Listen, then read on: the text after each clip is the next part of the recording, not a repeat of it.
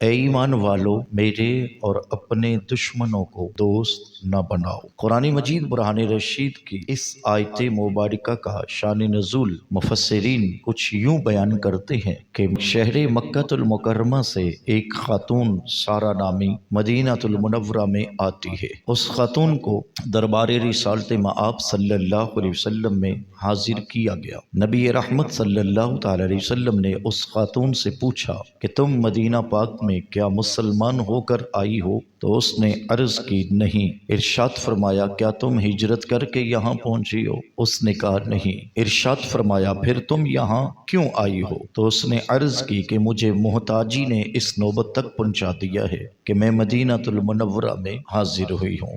نبی اکرم صلی اللہ تعالی علیہ وسلم کے فرمان پر صحابہ کرام نے اور خصوصاً حضرت عبد المطلب رضی اللہ تعالی عنہ کی اولاد نے کھل کر اس عورت کی مدد کی۔ بہت سارا مال جمع ہو جانے کے بعد وہ خاتون مکہ المکرمہ واپس جا رہی تھی کہ حضرت حاتب نے ایک خط اہل مکہ کے نام لکھ کر اس عورت کو دیا اور ساتھ اس کو 10 دینار بھی دیے۔ خط یہ تھا کہ اللہ کے نبی صلی اللہ علیہ وسلم مکہ پر حملہ کرنا چاہ رہے ہیں اور تم اپنے بچاؤ کی کوئی تدبیر کر سکتے ہو تو کر لو۔ وہ خاتون وہ خط لے کر مکہ کی طرف روانہ ہوئی تو اللہ تعالیٰ نے یہ ساری کی ساری خبر اپنے پیارے نبی صلی اللہ تعالی علیہ وسلم پر کھول دی۔ حضور نبی اکرم صلی اللہ علیہ وسلم نے کچھ اصحاب کو یاد فرمایا اور ساتھ سیدنا حضرت علی المرتضیٰ شیر خدا کو بھی بلایا اور حکم دیا کہ تم ابھی ابھی مکہ کی طرف روانہ ہو جاؤ۔ مقام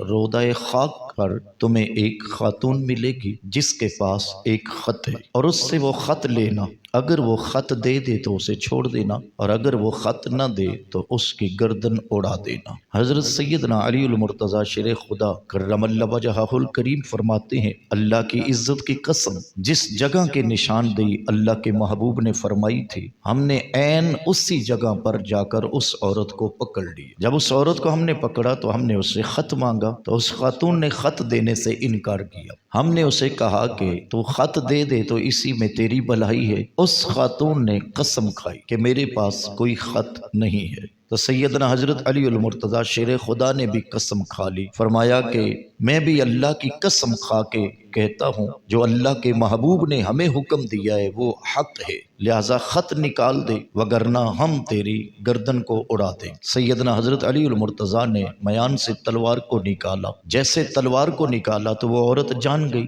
کہ اب تو میری جان کو خطرہ ہے، لہذا اس نے اپنے سر کے بالوں کے جوڑے سے خط کو نکالا اور حضرت علی المرتضیٰ کو دے دیا۔ سیدنا حضرت علی المرتضیٰ شیر خدا وہ خط لے کر شہر مدینہ المنورہ میں واپس آئے اور بارگاہ مصطفیٰ کریم صلی اللہ علیہ وسلم میں اس خط کو پیش کیا۔ حضور نبی اکرم صلی اللہ تعالی علیہ وسلم نے حضرت حاتب سے فرمایا اے حاتب یہ کیا ہے اور یہ خط لکھنے کی تمہیں کیا ضرورت پیش آئی؟ تو حضرت حاتب عرض گزار ہوتے ہیں یا رسول اللہ صلی اللہ علیہ وسلم میں نے جب سے اسلام کو قبول کیا ہے تو پھر کوئی کفر نہیں کیا۔ یا رسول اللہ صلی اللہ علیہ وسلم جب سے آپ کی نیاز مندی مجھے میسر آئی ہے میں نے آپ حضور کے ساتھ کوئی خیانت نہیں کی۔ یا رسول اللہ صلی اللہ علیہ وسلم دراصل بات یہ تھی کہ مکہ المکرمہ میں میرے کچھ رشتہ دار تھے جو میرے گھر بار کی بھی نگرانی کرتے تھے، تو میں نے یہ چاہا کہ ان پر کوئی احسان کر دوں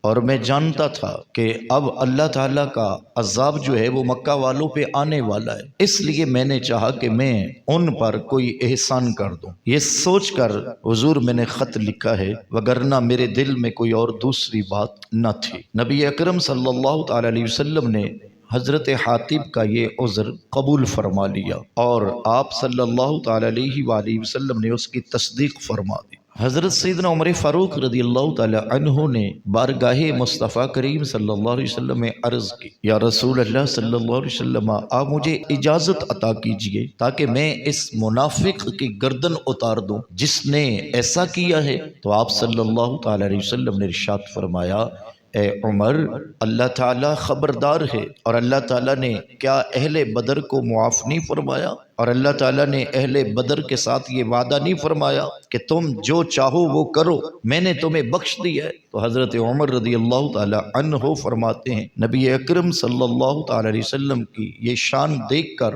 اور آپ کا یہ کرم دیکھ کر میری آنکھوں میں آنسو جاری ہو گئے۔ تو قرآن کی یہ آیت مبارکہ ہم سے تقاضا کرتی ہے کہ اے ایمان والو، تم اللہ کے اور اللہ کے رسول صلی اللہ علیہ وسلم کے اور اپنے دشمنوں کو دوست نہ بناؤ۔ قرآن مجید برہان رشید کی یہ آیت مبارکہ ہم سے تقاضا کرتی ہے کہ ہم لوگ ایسے لوگوں کے ساتھ دوستیاں نہ لگائیں جو اللہ اور اس کے رسول سے دشمنیاں کرتے، اور جو اللہ اور اس کے رسول سے دشمنی کرے اور پھر ہم اس سے دوستی کریں تو کیا اللہ کو یہ پسند آئے گا؟ جبکہ نبی پاک صلی اللہ علیہ وسلم کی بارگاہ میں رہنے والا اگر ایک شخص، ایک صحابی اگر ایسا کرے تو اللہ تعالیٰ جل مجدہ الکریم کو یہ پسند نہیں ہے، اور چہ جائے کہ میں اور آپ، اور آج اگر ہم یہ دیکھیں اپنے آپ سے لے کر عالمی سطح تک کہ ہماری دوستیاں کن کے ساتھ ہیں، ہماری ہمدردیاں کن کے ساتھ ہیں، اور یہاں رک کر یہ بات بھی کہنا چاہوں گا اس وقت فلسطین کے اندر جو حالات ہیں وہ سبھی کے سامنے ہیں، تو کیا اس وقت مسلمانوں کی یہ خاموشی، امت مسلمہ کی یہ خاموشی کیا اس بات کو ظاہر کر رہی ہے کہ ہماری دوستیاں اللہ اور اس کے رسول کے ساتھ ہیں، یا پھر ہماری دوستیاں کن کے ساتھ ہیں؟ اگر ہماری دوستیاں اللہ اور اس کے رسول کے ساتھ ہوتی تو پھر آج ہم فلسطین کو یوں رسوا ہوتے نہ دیکھتے، فلسطین کے یہ حالات ہم نہ دیکھتے، بلکہ ہم فلسطین والوں کے ساتھ جا کر کھڑے ہوتے۔ قرآن پاک کی یہ آیت مبارکہ میرے سے بھی آپ سے بھی یہ تقاضا کرتی ہے کہ ہماری دوستی ہو تو وہ اللہ کے لیے ہو، ہماری دوستی ہو تو اللہ اور اس کے رسول کے لیے ہو، ہماری دوستی ہو تو ان کے ساتھ جو اللہ اور اس کے رسول سے محبت کرتے ہیں۔ اللہ تعالیٰ جل مجدہ الکریم کی بارگاہ میں دعا ہے اللہ تعالیٰ ہمیں ایمان والوں کی محبت نصیب کرے، اللہ تعالیٰ جل مجدہ الکریم ہمیں ان لوگوں کی محبت عطا کرے جن سے اللہ اور اس کے رسول محبت کرتے